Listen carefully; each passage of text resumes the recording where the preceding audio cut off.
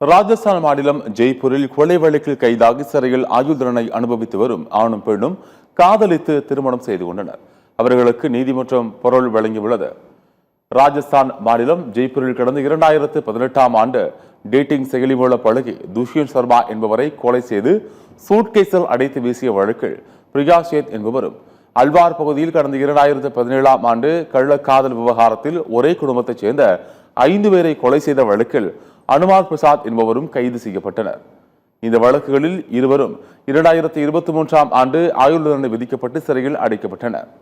சங்கநேரியில் உள்ள திறந்தவெளி சிறையில் தண்டனையை அனுபவித்து வந்த இவர்கள் இருவருக்கும் இடையே பழக்கம் ஏற்பட்டு நாளடைவில் காதலாக மாறியது. இந்நிலையில் சிறையில் காதலித்து வந்த இருவரும் திருமணம் செய்து கொள்ள முடிவு செய்தனர். இதற்காக பரோல் கேட்டு விண்ணப்பித்தனர். ராஜஸ்தான் உயர்நீதிமன்ற உத்தரவின்படி இருவருக்கும் 15 நாட்கள் பரோல் வழங்கப்பட்டது.